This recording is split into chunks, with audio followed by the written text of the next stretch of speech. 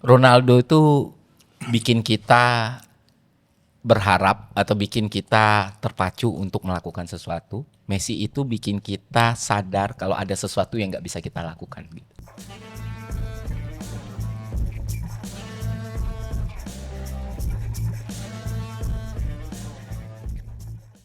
Oke, kita kembali lagi di Trivelas bersama Ferry Irwandi, Ari Putra, dan Mr. Handphone 2, Menir. Justin, Om Yus. Menir, Om Yus. Om Yus. Gimana cerita kehidupan Om Yus. kemarin kan? Iya kan? Banyak juga yang menyimak kehidupan lo ini kan. Bahkan ada yang ngomong, gue lebih senang denger Koci nggak ngomongin bola. Gitu. Banyak yang ngomong gitu. Iya, banyak. Iya Dia betul. tersinggung loh dia omongin kayak begitu. Iya, dia tersinggung. Koci ternyata filsuf. Gitu dia. Itu podcast kita paling panjang loh, Coach. Dan Oh, iya. unsur sepak bolanya cuma satu. Harry Kane. Enggak, kadang kayak gua sama Pange lah. Kadang kita harus ngomong non sepak bola kan, biar orang tahu bahwa kita tahu lebih baik selain di samping sepak bola. Cuman kalian kan reputasinya udah memang non bola. Iya, Kalau gua kan bola doang. Kalau gua justru kebutuhan gua orang tahu gua bisa Ngomong bola, ngerti bola, iya. Dan gua kan sebaliknya biar orang tahu gua bisa ngomong di luar non bola. Iya. Kalau kebutuhan saya simpel. Uang. Iya, sama. Ya itu.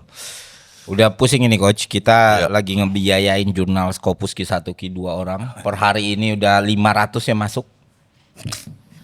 Ya, para peneliti-peneliti hebat Paten. Indonesia ini kan. Ini paten. Nah, Very eksperimennya memang beyond. Jadi sebenarnya tuh idenya adalah jurnal-jurnal ini dari sejak kita kuliah pun Bang, dari sebelum itu juga, itu kan niche banget ya aksesnya. Maksudnya walaupun aksesnya misalnya terbuka sekalipun ya, yang gue maksud niche itu orang mau tahu isinya, orang mau buka itu kan susah. Belum tahu ada ketertarikan gitu kan. Untuk mereka sampai di situ. Nah, makanya kita jembatanin jadi katalis ini kan. Kita punya media, kita punya Malaka, peneliti-peneliti ini bisa jadi science komunikator.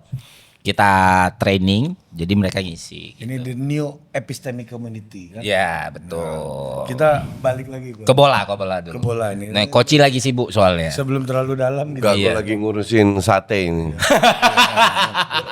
Harus diberesin Lu dulu. urusin saat ini kayak proyek miliaran nih, lu lihat di muka lu kan. Kan kita harus kayak urusin brand miliaran harus gitu loh. fokus. Nah, oke, coach. Ya, Dari dua orang ini kita kembali ke tema sebelumnya nih. ya. Ya kan terbukti apa yang kita udah bahas. Argentina bagus karena ada Messi didukung teman-temannya. Portugal bagus kalau nggak ada Ronaldo. Oke, aku agak klarifikasi sedikit, Oke. agak gue luruskan. Bukan terbukti, Coach. Ada juga yang salah. Ini kalau dari aku personal ya. Aku awalnya menyangka Argentina akan tidak stabil, akan terjungkal, ternyata tidak. My bad. Dan ternyata Messi memang bukan manusia. Untuk gue itu udah no issue. Oh, no issue ya, Coach? Iya, udah berkali-kali gue bilang. Justru gue bilang diskusi Ronaldo Messi itu tuh gue Udah selesai lucu, itu ya? udah dari kapan tahu Bahkan selesai. ketika misalnya ada keajaiban nih Portugal juara nih, Nggak ngaruh, nggak ngaruh itu. Bahkan orang nggak boleh ngediskusiin itu lagi, Coach. nggak boleh. Mau 10 kali juara dunia tetap aja. Oke. Udah ending buat lu ya. Nggak. Ya, tapi gini, coach.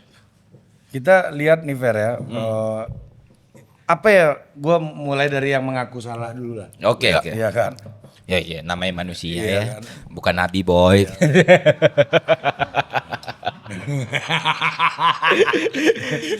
Ada Saya- tisu nggak? Ini layak dipotong nih. Tisu. Ya kan? Apa yang membuat lu merasa bersalah? Merasa bersalah dan salah dua hal yang berbeda ya. Ya. Ini terbukti salah karena saya meremehkan Argentina yang menyangka Argentina akan kesulitan dan Messi udah nggak di prime-nya. Ternyata Messi yang nggak di prime-nya itu masih 99% lebih baik daripada pemain lain gitu kan. Dan ketika melihat permainan Argentina kemarin pun it's not just about Messi gitu loh. Argentina as tim pun udah solid sebenarnya.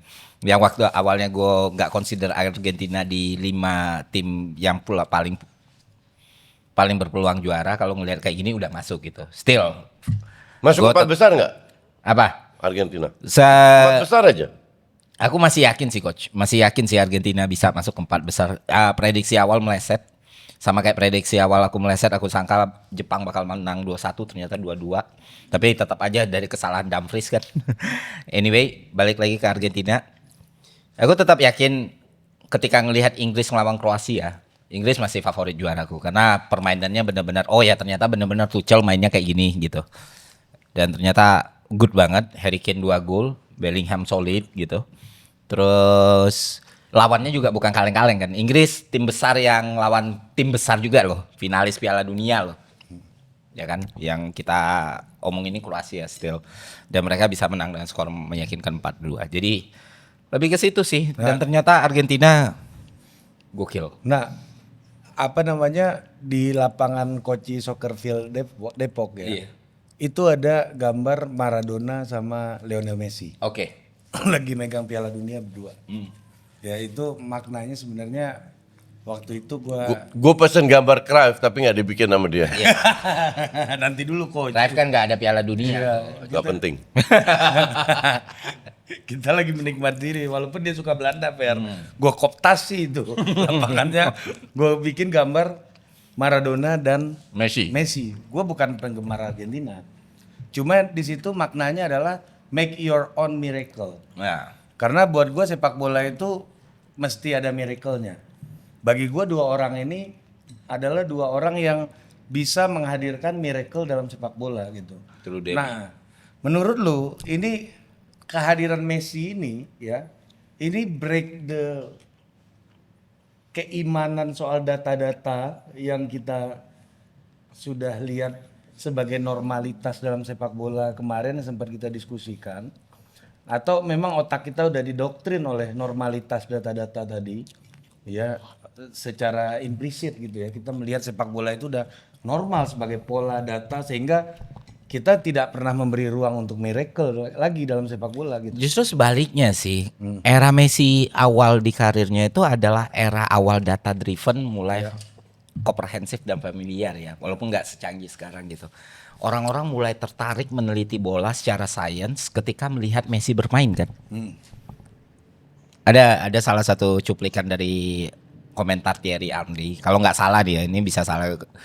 Pertandingan lawan Malaga kalau nggak salah, 1 gol Messi yang menurut kita awam tuh ya udah biasa aja. Tapi ketika Henry yang bahas, impossible, dari science impossible tuh, yang dia langsung belok di tengah, bolanya di atas udara, nanti diliatin aja klipnya, dia langsung belok lagi, langsung ngegolin lagi. Nah itu kan diteliti banyak orang tuh. Kayak gimana sih? Oh ternyata mulai banyak orang tahu kalau Messi itu signature move-nya itu kan body feint gitu kan. Yang ternyata itu kan fundamental skill ya dalam dribble di sepak bola gitu. Tapi ternyata efeknya ketika lu sejago itu, lu bisa kemanapun gitu loh. Nah Messi itu juga yang bikin orang mulai sadar pentingnya untuk ngelihat, scanning, Iya. vision itu. Oh Messi itu kayak, Messi kan bukan pemain yang lari terus-terusan. Iya. Kenapa dia lebih banyak jalan? Akhirnya muncul lagi penelitian tentang pentingnya scanning. Justru gue ngelihat Messi itu bukan membatah data-data, justru Messi itu merevolusi kecepatan orang untuk memahami bagaimana sepak bola bekerja. Karena meneliti satu, gini Bang, penelitian itu selalu dilakukan ketika ada yang eksepsional kan, yang beyond, yang kok bisa dia kayak gini gitu. Tentu orang-orang tertarik, dan di situ orang-orang yang awalnya nggak suka sepak bola, akhirnya merhatiin Messi main untuk kebutuhan penelitiannya atau segala macam. Dan menurut gue itu nggak kontradiktif dengan bagaimana data disajikan. Justru Messi itu membuat sepak bola jadi lebih modern sekarang, karena banyak sekali legacy yang dia tinggalkan kan bukan trofi, bukan ini doang, tapi how to play football gitu. Menurutku, in my humble opinion. Nah, lu membandingkannya sama Ronaldo gimana? Ronaldo mana dulu? Enggak. Lu tadi bilang Messi memicu banyak peneliti untuk mencari tahu kok bisa manusia. Ronaldo ada yang meneliti nggak? Aku nggak yakin sih kayak gitu. Mungkin ada ya coach. Tapi secara mungkin kalau kata Bang Ari kan body science, fitness, prime tubuh manusia kan, dia kan dia fokus ke tubuh ya. Iya, kalau kita lihat jurnal-jurnal tentang Messi atau Ronaldo kan, kalau Messi kita bakal gampang banget jurnal dia main gitu kan. Kalau di taktikal ya. Tapi kalau Ronaldo tuh kayak gimana body masa sel usia tubuh, usia selnya bisa lebih mudah atau segala macam juga. Iya. nutrition gitu. Dua-duanya lah, dua-duanya itu benar-benar nge-trigger kepajuan sepak bola. Tapi kalau kita bicara soal permainan ya itu yang Messi. dibuktikan sama Messi gitu. Bukan Ronaldo ya. I think Messi ya. Karena kita semua kayaknya gue memang lebih suka Ronaldo berkali-kali karena gue ngerasa dia lebih human gitu kan. Kayak gue pernah ngomong di Kemal tuh Bukan gini. kan dia pernah main di Juve. Enggak. Itu jelas poin plus. Tapi gini coach, waktu di podcast Kemal tuh gue bilang Ronaldo itu bikin kita berharap atau bikin kita terpacu untuk melakukan sesuatu. Messi itu bikin kita sadar kalau ada sesuatu yang nggak bisa kita lakukan. Gitu. Keren. Iya kan? Tapi memang gue bukan fans Ronaldo, tapi gue akui di prime-nya dia itu luar biasa juga. Kalau lihat yang dia lakukan itu nggak banyak orang bisa lakukan, tapi tidak seindah Messi. Messi itu benar-benar dia melakukan hal yang Thierry Henry dan lain-lain itu bukan kita sebagai pengamat atau penggemar ya, tapi pemain bola profesional pun nggak paham kok bisa dia melakukan itu. Iya. Itu that's Messi. Makanya untuk gue diskusi GOAT apa GOAT udah lama selesai. Gue tuh kalau bikin ini ya coach, bikin apa ya klasemen ya, bikin urutan. Ini Messi, Ronaldo.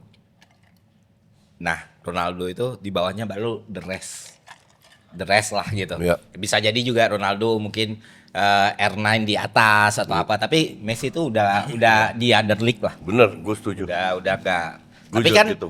untuk suka dan lebih relate itu kan bukan cuma dengan yang terhebat kan. Kita nggak Iya, harus kan betul, suka dengan yang betul, terhebat betul. kan. Itu yang bener. Yang itu- terhebat pun belum tentu punya banyak trofi. dan yang terhebat pun belum tentu bisa segitunya disukai kan. Itu yang Bener. gue bingung orang kenapa harus kalau gue suka seseorang berarti dia yang terhebat. Itu kan bingung gitu. Iya. Maksud gue pemain favorit gue Del Piero dan gue nggak akan sehalu itu untuk bilang dia setara dengan Cristiano Ronaldo atau Messi dalam pencapaian gitu. Oh kalau dengan Totti debatable lah ya. Nah, itu subjektif itu. Tapi Totti is good player lah. Gitu. Mau nggak mau lah harus diakui bahkan di beberapa aspek dia lebih hebat daripada Del Piero. Apasnya dia main di Roma aja udah. Itu pengakuan jujur. Tapi lu lihat sampai umur 39 tahun ini Fer, dan bisa seajaib itu, ya. Keunggulannya apa Messi menurut lu? Ini kita bicara seorang pemain dengan umur 39 tahun ya, bukan lagi bicara soal GOAT atau soal ini pemain ini lebih baik ini. Kalau Keunggulan- gift jelas lah. ya, Talent, keunggulan Messi hari ini, Messi 39 tahun. gift, talent, football IQ. Bukan cuma football IQ ya. Ini yang pemain kan ya gue nggak tahu ya hasil tes IQ-nya berapa, tapi kita bisa sama-sama agree lah untuk bilang ini pemain cerdasnya luar biasa. Ya. Dia bisa nempatin posisi dia di berbagai kondisi dan situasi. Ya. Dan ditambah lagi satu hal yang jarang orang bahas tentang Messi yang sebenarnya Messi lakukan kan kerja keras dan latihan. Iya, betul. Itu baru mau gue tambahin. Semua orang bandingkan Ronaldo fokus ke fisiknya, sampai semua dia tahu makan dari pokoknya udah top atlet lah yang paham tentang bodinya. Dan semua orang bahas Messi itu cuma ngandelin skill. Kalau lu hanya ngandelin skill, nggak mungkin di usia 39 nyaris nggak pernah cedera dan peak perform karena dia fokus juga. Bedanya apa? Bedanya Messi nggak pernah koar-koar di media tentang dirinya, ngedengar bahwa dia juga fokus ke fisiknya. Iya. Itu satu hal yang Abel Xavier pernah bilang sama kita.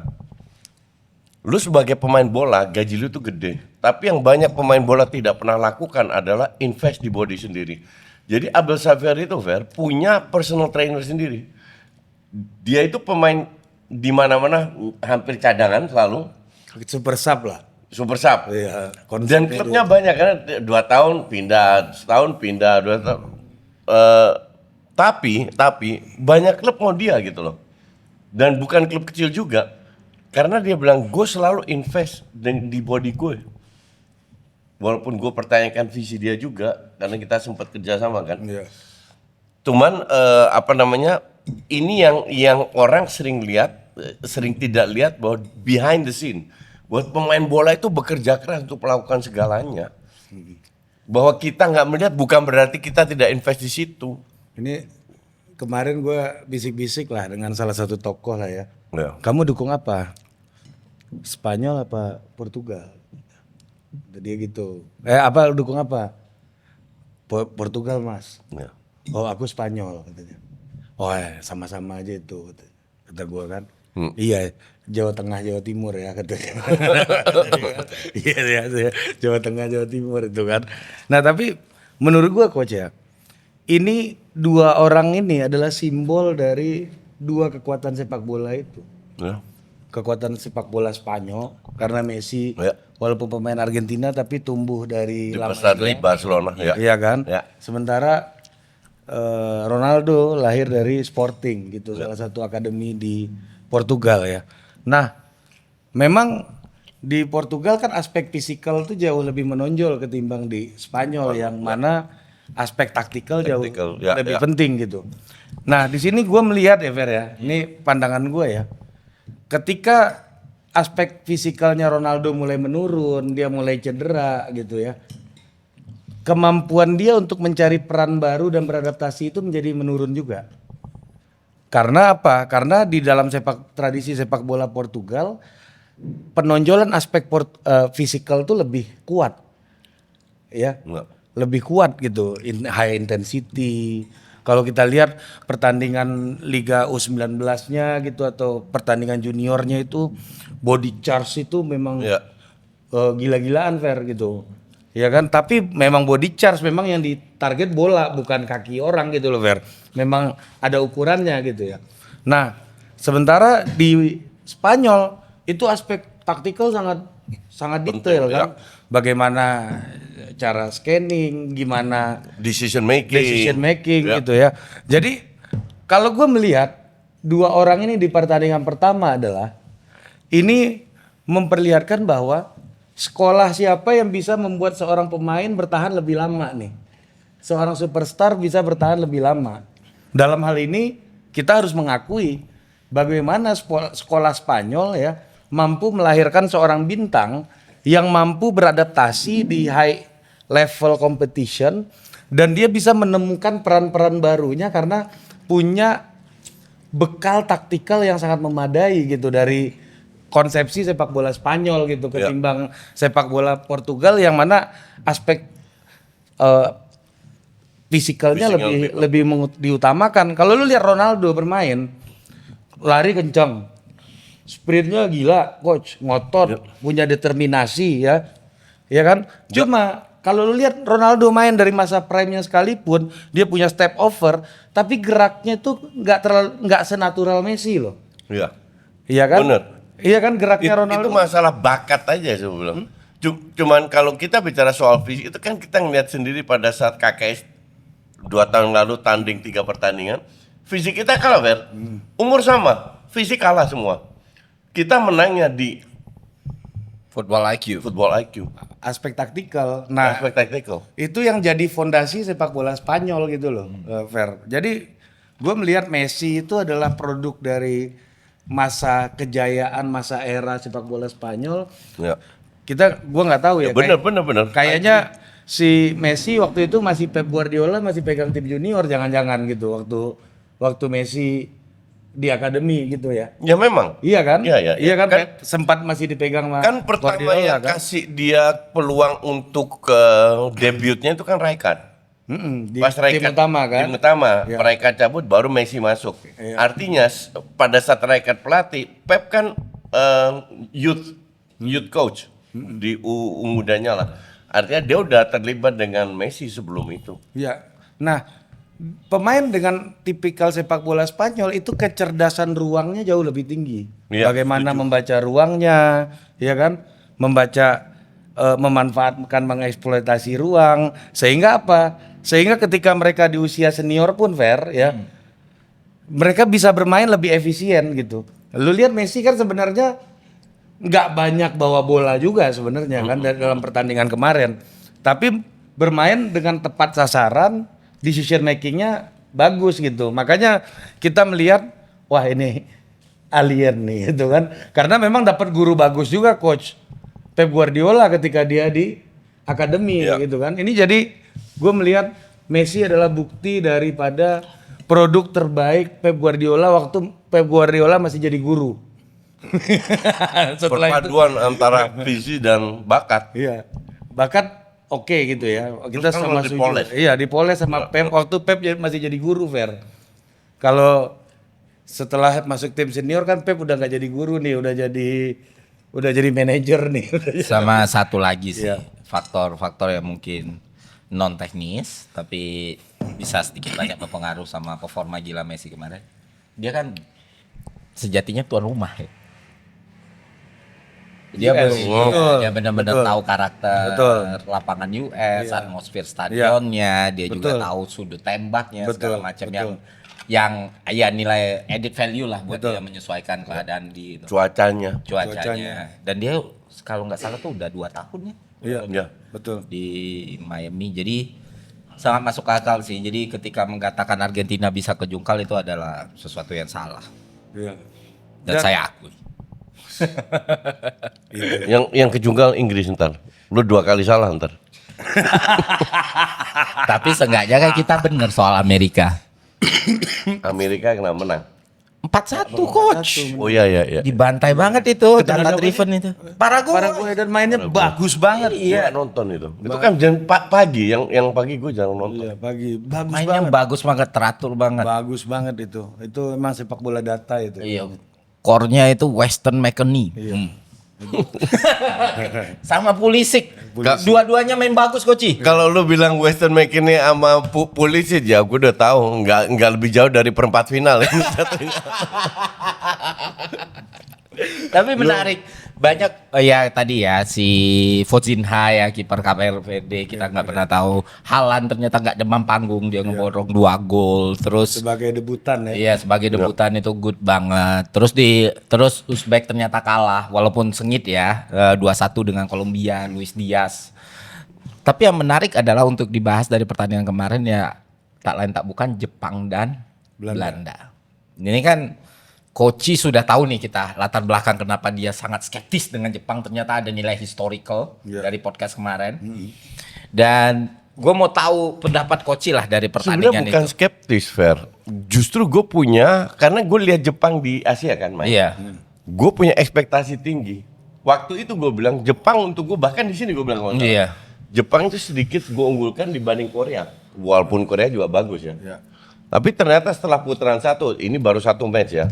Setelah putaran 1, Korea ternyata yang lebih unggul dari sepak bola itu kan bukan cuma skor kan. Kita kan lihat dari banyak aspek. Gue merasa Jepang itu bisa bermain lebih bagus kalau mereka punya nyali. Dan itu mereka buktikan di babak kedua. Pertanyaan gue adalah kenapa lu harus main bagus setelah lu ketinggalan? Kenapa nggak sebelumnya? Nah itu yang jadi asking juga ya, karena kan gua nonton pertandingan Jepang tuh mungkin tiga pertandingan full sebelum Piala Dunia, dan emang mereka beralih dari possession football itu jadi seamless transition sama pressing trap kan. Jadi emang tipikal mainnya adalah kayak gimana, kadang di build up play-nya mereka numpuk dari sisi satu doang nih, ngelihat celah paling lemah, di situ mereka pressing habis-habisan. Makanya gue prediksi waktu itu Jepang bakal gunain Dumfries nih. Ya. Which is memang benar-benar mereka lakuin kan, benar-benar ngepres terus di situ. Yang gue lihat adalah justru gue bukan ngelihat Jepangnya buruk coach. Ternyata Belanda terutama di babak 1 itu berhasil membuat antitesis atas strateginya Jepang. Betul. Iya, betul. Karena kan dia benar-benar Jepang dikasih space dikit, transisinya udah gila bos. Nah dia push itu Dumfries yang harusnya ini malah dia tekan lagi ke depan kan, dan itu terbukti menekan Jepang banget. Tapi kalau dibilang, ada yang bilang wah Jepang digempur habis-habisan, data dan statistik nggak bilang kayak gitu ya, karena Nggak di babak pertama bilang kayak begitu. enggak kan, kita ngomong the whole ya. match. Ya, ini kan kita bedah. Kalau iya. dua match enggak. Nah, waktu Belanda yang gue malah pertanyakan adalah Belanda kenapa tiba-tiba berubah jadi 5-4-1 Nah nih? itulah yang 4-4-2 karena 3 pemain depan Gakpo, Malen sama Summerfield diganti Depay sama Brobbey. Kopenhagen kan masuk coach. Kok main itu Iya. penggantian Reinders. Jadi itu di tengah, jadi 4-4-2. Nah akhirnya penyerangnya itu 2, Brobbey sama Depay. Nah Brobbey sama Depay ini kan nggak bisa lari ya. Kalau lu unggul 2-1, lu mau bertahan, lu butuh pemain kencang untuk counter kan. Iya. Nah ini nggak punya. Makanya semua orang pertanyakan, lu kok lu mau bertahan tapi lu nggak pasang, lu nggak tinggalkan pemain kencang lu di depan yang bisa lari. Satu, kedua, kenapa lo harus bertahan? Ini cuma Jepang, come on. Ngerti gak lo? Ya, justru There is no need untuk bertahan. Kuman itu terlalu respect terhadap Jepang. Terlalu respect kalau menurut gue. Karena Jepang lolos masuk perempat final aja nggak pernah kok. Ini bukan perempat final Argentina. pernah. Semifinalnya belum. Perempat final Perempat pernah. nggak pernah, coba lu cek. Jepang perempat final ya. Nggak pernah. 16 I mean- besar doang 16. kalau Iya, nggak salah. perempat final nggak pernah. I mean ini negara yang nggak pernah masuk perempat final, kok lu sampai setakut itu, ngerti nggak? Dan nggak perlu, dan terbukti sama sekali nggak perlu ditakutin ini Jepang. Nah, akhirnya main bertahan, kena lah gol-gol yang 2 kali deflect itu, yang sebenarnya bola atas pula. Padahal secara data kan pemain Belanda lebih tinggi daripada pemain Jepang. Tapi kan kalau lihat statistik crossing Jepang emang banyak coach. Iya, betul. Bener-bener. Dan mereka benar-benar nguasain areal itu. Nguasain nggak setuju juga karena kalau lu bisa kalau lu bicara menguasai crossing itu banyak yang Belanda kalah, realitanya enggak. Enggak, untuk Timnya lawan tim serangan. Asia yang Iya, Karena tim Asia, iya, tim Asia, Which iya. is gol kedua kan tetap aja crossing. Iya, Kayak betul. gimana ya. 1 kali, sisanya nggak ada yang bahaya-bahaya karena kalah terus crossingnya. That's okay, itu cara Jepang, nggak ada masalah juga. Buktinya mereka berhasil kan. Yang gue kritik itu bukan Jepang karena untuk gue kualitas Jepang yang segitu. Jepang bisa main lebih bagus dengan kualitas yang ada kalau mereka lebih berani punya nyali. Nah ini yang gue pertanyakan, nyalinya pelatih. Sebenarnya pelatih Jepang sama pelatih Belanda sama. Dua-dua nggak punya nyali, dua-dua mau main aman karena ini first match. Atau dua-dua punya kalkulasi bahwa mereka akan mengalahkan, poinnya itu diambil dari Swedia sama Tunisia.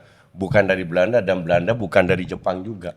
Which is Itu yang Swedia gue lihat. ternyata kuat. Ternyata kuat. Ishak Bagus ternyata banget. bagus. Betul, padahal Swedia sebelumnya terseok-seok kan? Iya. Sampai Jon Dahl Tomasson dipecat, Potter masuk, ternyata kuat. Ternyata kuat. Ternyata ini yang menjadi seru. Gue mau lihat seperti apa. Apakah Jepang atau Belanda bisa mengalahkan Swedia, which I have my doubt. Gue dimanapun gue tampil, Fer, gue nggak pernah unggulkan Belanda. Walaupun deep in my heart gue pasti dukung Belanda, tapi tidak pernah gue bilang Belanda masuk 4 besar. Jadi bisa kita bilang ya, safe to say untuk bilang grup ini grup paling seru di Piala Dunia Paling ini. berat, Karena betul. Semua bisa Swedia saling tiba-tiba, Gila. lebih Iya. Gila banget mainnya. Dan kita kan nggak tahu nih, Ishak yang selama 1 musim kemarin itu flop, ya. ternyata menggila Iya, gitu. iya. Tapi mungkin juga karena Lawannya Tunisia. Tapi- Jadi we'll see lah di match kedua. Gue rasa, Fer, di match kedua ini kita di sini bicara berdasarkan 1 match, oke? Gue rasa nanti di match kedua kita bisa berubah pendapatnya. Iya. Baru lu bisa lihat konsisten seperti apa. Apakah Argentina seperti itu? Apakah Ronaldo yang gue bilang nggak bisa apa-apa ya? Karena We'll see. match pertama selalu lebih sulit. Selalu lebih sulit. Tapi dengan sistem Bahkan Inggris pun loh, babak pertama hancur, mungkin kepanasan. Faktor itu. Habis itu berapa match tim babak kedua lebih ngegas. ini menarik sih karena gini, kemenangan pertama di pertandingan pertama itu udah ngasih harapan lolos itu lebih besar kan. Besar. Seenggaknya kunci best three ini kan. Iya. Makanya ketika Argentina bisa menang 3-0, Inggris bisa menang 4-2, mereka udah relatif lebih safe gitu. Iya, iya. Lebih tenang lah. Lebih tenang gitu di pertandingan pertama. Nah, yang lebih ini kan Belanda dan Jepang yang awalnya jadi unggulan di grup ini, sementara Swedia yang jadi kuda hitamnya malah lebih Punya menampil- peluang iya, jadi juara grup iya, kan? juara grup. Dan sedangkan yang gue menarik adalah perkataan Coach tadi, gue setuju dengan pelatih Jepang dan pelatih Belanda. Pelatih Jepang terlalu ketakutan di babak pertama, pelatih Iya. Belanda si Kuman terlalu ketakutan di babak kedua. Iya. Terlalu Itu normatif. pelatih Iya. Jepang di press conference itu sebut beberapa pelatih Belanda yang dia respect. Jadi dari kedua negara nih terlalu Mutual. over respect. Apa karena Indonesia kali ya? Nggak ngerti lah. Untuk gue, Fers, sampai ada artikel di koran Belanda ya, Oh iya. koran top lah. Satu Belanda lawan Koeman, tapi Koeman merasa dirinya benar. Nah ini yang repot. Cuman dia keluarkan satu statement yang menurut kita penonton atau pembaca lebih mungkin. Dia bilang dari semua match kita bisa belajar. Mas semoga dia belajar bahwa don't fucking defense kayak Arteta unggul 1-0 langsung bertahan. Arteta. Tapi gini, coach, gue itu masih inget nih komentar lu soal Koeman ya. Iya. Lu ngata-ngatain Koeman sekarang juga termasuk orang yang setuju Koeman harus dikritik di laga pertama gitu ya. Dan gue ingat juga komentar lu dulu di Timnas Belanda, ada satu komentarnya Koeman yang lu highlight bahwa pemain harus belajar reading the game. Iya. Ya kan Koeman pernah ngomong itu dan lu pernah betul, menyatakan betul. itu kan. Bahkan untuk level profesional player pun seorang pelatih mengatakan pemainnya harus Belajar reading game lagi gitu ya. Betul. Nah, di tengah kritik lu, kenapa lu menilai Koeman ini mampu untuk memberikan wisdom dibandingkan Arteta gitu misalnya, atau pelatih-pelatih lainnya? Ini wisdomnya lu bisa terima terus nih kayaknya. Gue rasa dia tahu bahwa dia bikin kesalahan. Karena gue juga sadar, gini, ibarat kita bertiga mau berbisnis. Kita masukin bertiga 1M. Kompetitor kita modalnya 30M. Kita ingin bersaing dengan 30M, tapi kita sadar modal kita cuma segini. Dan kita berusaha semaksimal mungkin untuk itulah kenapa gue sebenarnya nggak terlalu banyak kritik Koeman. Karena kualitas pemainnya. Cuman di sisi lain dengan kualitas pemain yang tidak terlalu mewah, you can make something out of it gitu loh. Dan ini tidak dilakukan Koeman. Dan ini yang gue kritik. Kritik kan kita harus lihat kritikin apa yang kita kritik. Apakah itu pilihan pemain sama kayak Arteta gue kritik kan pilihan pemainnya, bukan cara bermainnya. Nah ini juga, ini cara bermainnya oke, pilihan pemain oke. Tapi lo harus punya nilai tambah added value untuk bisa melangkai atau menyingkirkan lawan lo. Karena kualitas lo nggak wah. Nah ini yang dia nggak punya. Semoga ini terakhir kali dia main kayak banci gitu lawan Swedia dan lain. Semoga nggak kayak begini. Gue nggak ngerti Fer, karena setahu gue nonton bola 40 tahun lebih. 80% dari tim yang juara yang menang itu nggak bertahan. Apalagi 10-20 tahun terakhir. Era Catenaccio Italia mana ada yang main bertahan. Terakhir mungkin Piala Eropa 2000 di mana mereka menang kalah di final. Tapi itu kan juga sangat bertahan kan. Lawan Belanda gila bertahan banget. Habis itu kan pelan-pelan menurun. Dari situ Catenaccio menurun. Sekarang semua nyaris nggak ada tim yang benar-benar bertahan gitu. Sekali-sekali lah kayak Belanda 2010 di bawah Van Marwijk itu jelek banget mainnya, tapi sampai final. Gitu. Tapi menurut lu Koeman selalu bisa memberikan alasan yang memang honest gitu menurut lu, yang jujur ketika dia ketika dia melakukan kesalahan gitu. Yang tepat lah. 70%, 80% ya. Alasannya relatif tepat. Dia mengakui kalau dia buat kesalahan, kasarnya begitulah. Cuman dia didukung sama pemainnya. Gakpo bilang, ya setelah kita tahu hasil akhir, kita gampang ngomongnya. Tapi pada saat itu pelatih harus ambil keputusan untuk memasukkan pemain siapa yang harus dimainkan. Cuman stok lu kan nggak banyak ya.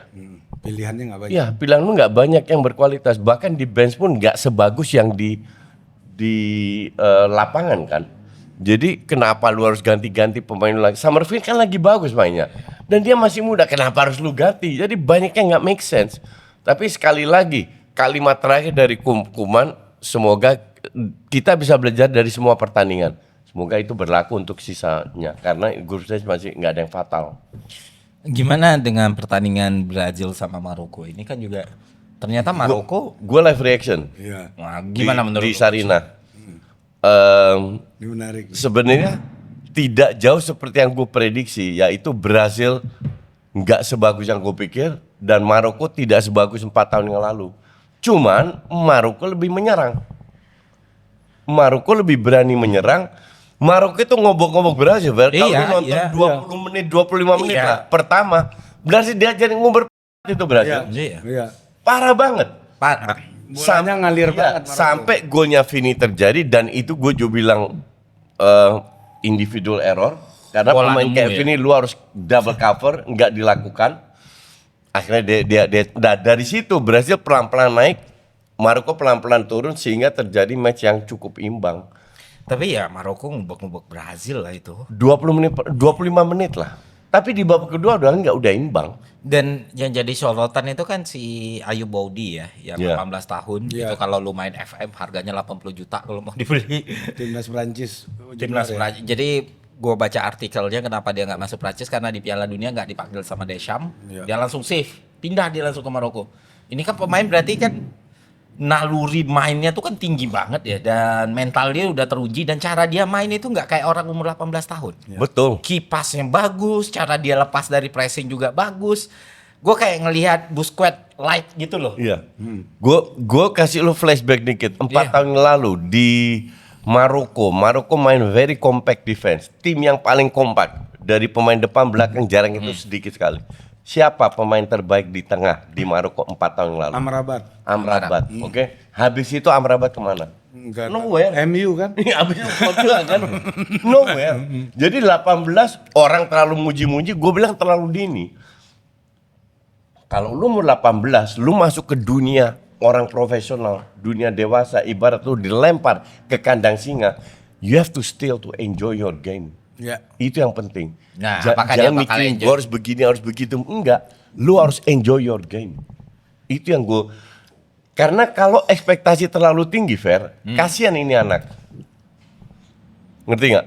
Kasihan ini anak yang baru umur 18 tahun, sekali main jelek dihantam media. Contoh, sekali main jelek dihantam. Kalau seandainya dia melakukan blunder, let's say next match dia main 90 menit bagus. Satu blunder di mana dia kebobolan, kena hantam. Yakin nih, pemain berbakat nih. Ya kayak gitu-gitu ngerti nggak? Dia kan teman setimnya Verdong ya. Verdong di Lille. Iya. Lille ya. Jadi katanya Verdong tuh abang-abangannya dia. Oke. Tapi menarik sih coach, orang umur 18 tahun ngelawan tim dengan gelar juara Piala Dunia paling banyak. Ya Brazil still Brazil. Di Nama pentas Brazil dunia. di pentas dunia di pertandingan pertama. Ya. Yang kita harap ini jadi bintang yang emang berkembang Ya. ya. Betul. Tapi gue sih agak berbeda sama lu dalam hal ini coach ya, soal ekspektasi dan juga soal pressure. Ini kan lu mengatakan bagaimana dia akan bertahan sebagai 18 tahun yang di panggung besar Ya. ini dan dia akan berhadapan dengan pressure yang besar ketika ya pressure yang besar itu ketika lu udah pernah lawan Brazil dan mungkin kebetulan lu main bagus dan jadi sorotan gitu karena 18 tahun lu mau nggak mau pressure juga akan pasti datang. Ya. Iya kan itu kan Ya, ya. konsekuensi kan. Itu konsekuensi kan. Nah, yang menarik sebenarnya adalah perkembangan sepak bola hari ini soal pressure itu menjadi sebuah divisi tersendiri di dalam klub di dalam sepak bola ya. Jadi mereka sekarang di Eropa itu isu pressure di dalam sport dalam sepak bola itu menjadi perhatian khusus Fer. Karena banyak pemain yang berbakat besar gitu itu gagal karena gagal mengelola pressure dan mengambil sebuah keputusan yang salah karena pressure gitu. Ya, ya. Nah itu bidang-bidangnya udah sangat sophisticated hari ini, Ya. termasuk sport psychologist, Ya. career trajectory development. Nah itu pasti belajarnya dari problem-problem yang sudah gitu. Banyak bakat-bakat yang sudah invest miliaran, Terus flop. abis itu flop, Iya. karirnya selesai gara-gara ekspektasi gitu ya. Nah, ya gue di sini juga pernah cerita ada pemain yang di juniornya di Portugal gitu levelnya kayak Cristiano Ronaldo, akhirnya main di Bali United gitu. Ya, ya. Ya kalau level lu di junior selevel Cristiano Ronaldo kan Bali United kan turun gitu ya, bukan merendahkan nih Iya, gitu ya. iya, iya. Tapi kan itu karir yang nggak setara lah ya.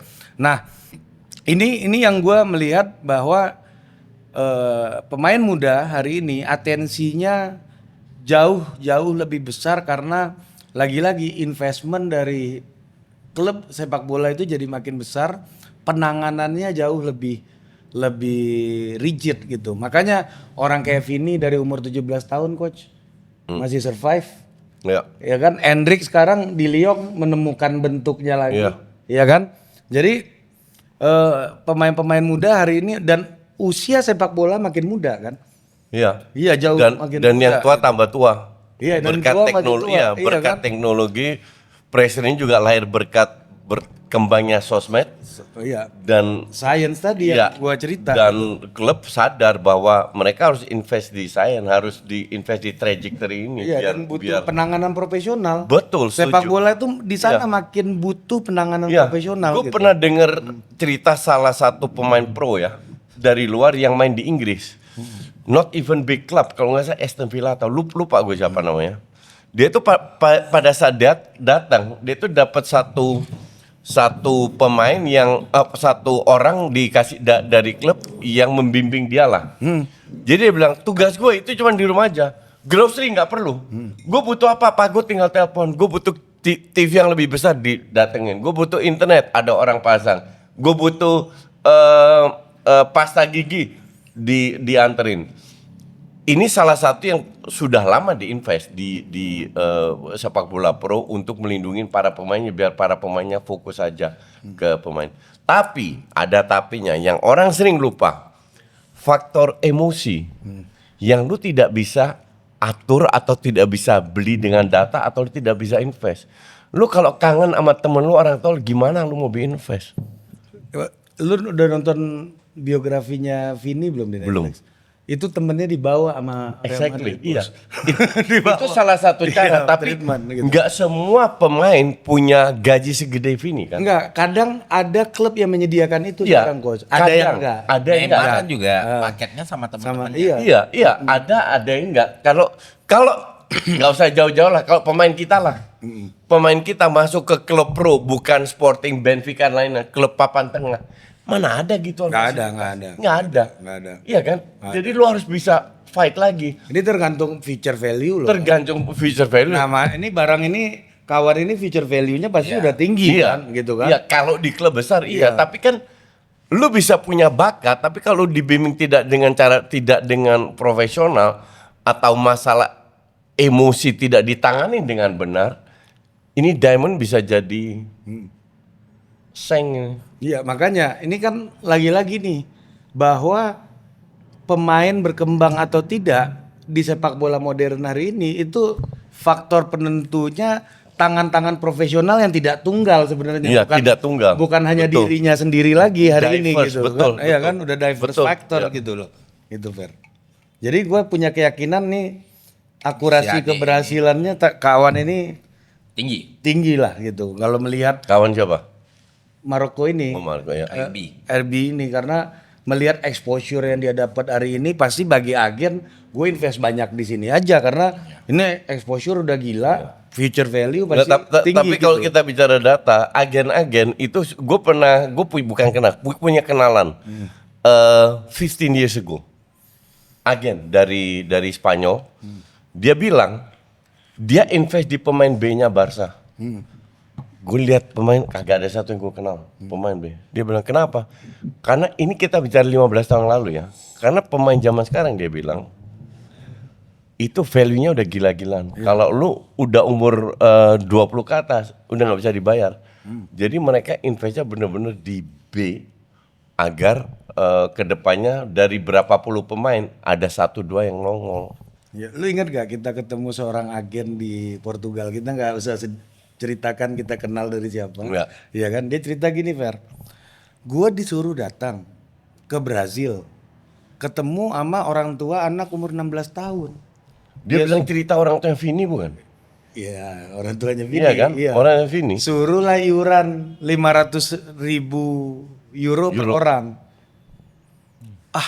2 juta euro, apa 4 juta euro gitu. Iya. Kemahalan anak 16 tahun 4 juta euro. Tanya kan, gue gak ikut lah, kemahalan. Akhirnya kawannya yang ngajak ini sendiri yang tackle 4 juta euro itu. Sekarang bro katanya kan udah 2 triliun Value-nya harganya. berapa? Iya.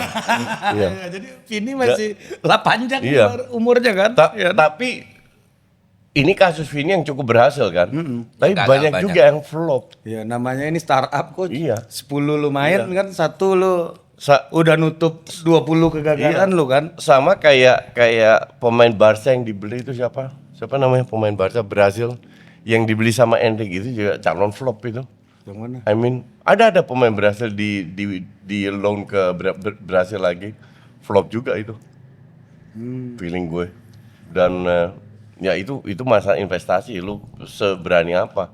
Tapi memang sepak bola sekarang udah gila-gilaan. Gila. Lu anak umur 16 sejuta, orang tuanya minta lo, Fer. Orang tuanya minta sejuta kalau nggak salah, atau berapa Iya. itu. Kan gila, sejuta euro loh, bukan sejuta. Ini belum main. Tawang Brazil. Ini belum main di panggung Piala Dunia. Iya, belum panggil di Iya. pro aja belum. Belum. 16 tahun, iya. Apalagi ini kan gitu loh. Maksud gue ini masih akurasinya gue masih yakin lah. Iya. Yang pasti kan dia kemungkinan besar itu akan pindah juga dari Lille musim ini ya. Kalau mempertahankan selama 3 pertandingan ya. Kan udah diincar banyak loh. Arsenal bahkan incar juga. Milan juga katanya. Iya. Iya. Nah kalau Milan incar doang, nggak ada duit. Hanya Ikut-ikut doang. aja. Hanya doang. Kayak lu kalau ke PP kan toko-toko mewah semua coach. Ngepas doang. Nanya doang, nanya doang. Nanya red card aja dia. Nanti kalau nggak bener dia sebar.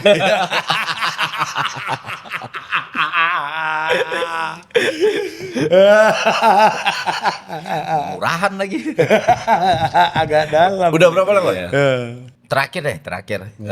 Di putaran pertama ini kan kita ngelihat nih.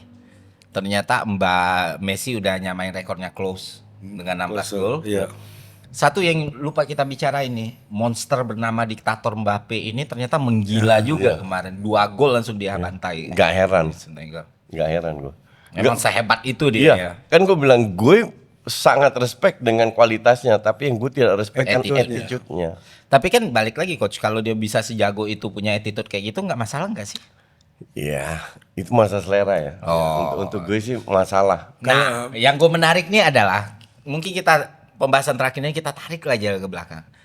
Mau gimana pun Ronaldo, ada satu elemen dari Ronaldo itu yang dari dulu tuh sering kali terbukti coach. Iya. Apa itu? Ketika dia diremehin, Iya. Ronaldo tuh ketika dianggap dia nggak akan bisa lagi nih. Itu tuh kan kayak jadi booster banget buat dia nih. Iya. Dari sekian karir dia, gue inget tuh waktu Juventus Atletico lah. 2-0 diginiin sama Simeone kan. Juventus harus menang 3-0 biar lolos. 4-0 kan? Leg kedua dia nyetak 3 gol gitu. Iya, kan. iya. Nah, mungkin nggak kalau kita bicara unsur kayak kata Bang Ari tadi, magic dalam sepak bola yang ada di Messi dan Maradona. Mungkin nggak Ronaldo ngalamin situasi kayak gitu karena dia sekarang sedang disorot banget, Messi lagi bersinar banget. Apakah dia bakal Oke. diam? Paham gue. Ya, kalau Gini, menurut lu gimana? Kita kan lihat probabilitasnya. Iya. Oke. Gue ngikutin Ronaldo berapa tahun terakhir. Dan itu flop, Fer. Jadi kalau lu bilang probabilitas kemungkinan, ya mungkin ada, tapi cuma 5%. 96% lebih ke flopnya. Karena gue ikutin dia betapa jeleknya dia main di 5 tahun terakhir. Emang 41 what do you expect? 5 tahun terakhir itu dia umur 36 loh. Itu pun dia masih lumayan oke di usia segitu. Tapi sekarang di umur 41 kembali ke probabilitas. Magic tadi itu kecil Nggak ada. kemungkinannya. Limitasi dari fisik lu. Oh. Sehebat-hebatnya fisik lu. Ini kan masalah refleks dari kaki lu ke otak lu. Bahkan harus otomatis tanpa lu mikir. Dan gue rasa juga fakta di putaran pertama ini bukannya lu bisa mikir nih kalau lu jadi Ronaldo nih. Ya. Pasti mengganggu banget ya yang Iya. terjadi. Egonya kan kena ini pemain. Itu dibully satu dunia loh. Egonya kan kena dia. Cuman bisa nggak? Mungkin dia pengen banget untuk ngebuktikan, tapi bodinya udah nggak mau bekerja sama lagi. Ya sama gue lah di umur 59 gue pengen kayak gue umur 30 main nggak bisa juga kan? Ya karena memang udah terbatas. Step over gue udah kalau gue lihat di video anjing lambat banget lo ngerti nggak? Padahal gue udah berikan segalanya. Ngerti nggak lo? Dan kalau gue lihat gue waktu umur 19-20 ibarat gue lebih cepet pakai satu kaki daripada gue sekarang 2 kaki. Karena memang limitasi body. Tapi bakal seru sih kalau itu Bakal terjadi. seru ya. bakal Piala Dunia ini akan jauh lebih menarik karena unsur menarik dari Piala Dunia ini kan tidak terlalu banyak ya. Cuma buat gue ya Fer ya, salah satunya Ronaldo ini gue jadikan sebagai ikon kultural dan terlalu berlebihan dia main 90 menit sebenarnya kemarin gitu betul. ya. Kenapa nggak ditarik ya? Iya makanya itu Kalau gue bilang ya, takut pelatihnya. segan Takut dia ngambek karena belajar dari pelatih sebelumnya cadingin Ronaldo dipecat Lu loh. tahu nggak di Portugal kok ada koin Ronaldo? Oke. Wah resmi kayaknya tuh. Resmi kayaknya deh. Setahu gua resmi deh. Baru tahu gue. Iya, setahu gua nanti coba cek deh. Iya kan? Gue ke Hongkong aja diajak temen tahu kemana? Tokonya Ronaldo, bukan Nike, khusus toko Ronaldo. Pertanyaan gue, emang lo mau jual apa gitu loh? Aparelnya. Iya, beruntung itu toko sepi karena emang buat egonya aja. Gue harus punya sebuah toko di Hongkong. Di Madrid juga sama, di Grandia itu, Ya. jalan utama itu coach, ada Ronaldo pastanya Ronaldo itu hotelnya dia. Itu. Nggak, kalau dia punya hotel masih oke lah. Dan dia punya toko, dia jual apa? Ini nggak make sense gitu loh. Ya, Tapi ya dia jual egonya. Tapi itu hak dia lah. Oke, kita tapi next. 90 menit itu menurut gua agak berlebihan ya dalam artian karena gini juga. Kenapa gua bilang berlebihan? Karena yang penting dari Ronaldo itu kan dia inspiring nih buat Generasi muda. generasi baru yang ada di Portugal yang mana sebenarnya generasi baru ini udah tumbuh dengan cara bermain sepak bola yang juga udah berbeda sebenarnya. Beda, betul. Ya ini cara bermain sepak bolanya Vitinha itu kan udah berbeda dengan gelandang generasinya Sebelumnya. Ronaldo dulu, Deco, terus siapa lagi tuh Abel Xavier gitu ya kan, generasinya Abel lah gitu ya kan, sampai ke generasi-generasi kemudian gitu ya. Nah, dan itu membuat mereka ini juga tidak terlalu lepas untuk menjadi dirinya dan bermain dengan cara generasinya juga gue lihat gitu. Yang pada akhirnya mereka harus menyesuaikan dengan bagaimana dan apa yang Ronaldo pahami tentang sepak bola Portugal gitu ya. Ya jadi menurut gue sih ini juga timnas Portugal ini harus mencari tahu peran Ronaldo yang sebenarnya yang lebih vital gitu loh. Ya ada, tahu di mana? Apa? Di bench. Ya nggak masalah kalau itu Ya, bisa itu cuman gak ada yang berani. Lu lihat Pak, pas dia dapat peluang dia masuk ke dalam yang dibahas di analisis sama Henry. Dia masuk ke dalam yang dia harusnya keluarkan, di dalam itu ada Bruno. Dia maksa untuk syuting yang bola yang kemana-mana, Bruno kesel pukul tanah. Artinya apa? Temennya itu lu udah nggak direspek. Hal kayak gini nggak akan lu lihat di timnas Argentina. Hanya karena pemain tuh gue lihat tuh udah nggak respect lagi sama Ronaldo. Lu maksa banget. Lu pengen ngubur rekor lu dengan 1000 gol itu. Dan ini juga dikatakan Henry. Padahal gue udah lama bertahun-tahun katakan itu. lebih dulu lu daripada Henry. Ini dulu koci ya dari Lu udah kayak Henry Dunan ini loh kan. Bapak apa tuh pandu dunia. Oke. Oke. Sampai jumpa di episode selanjutnya.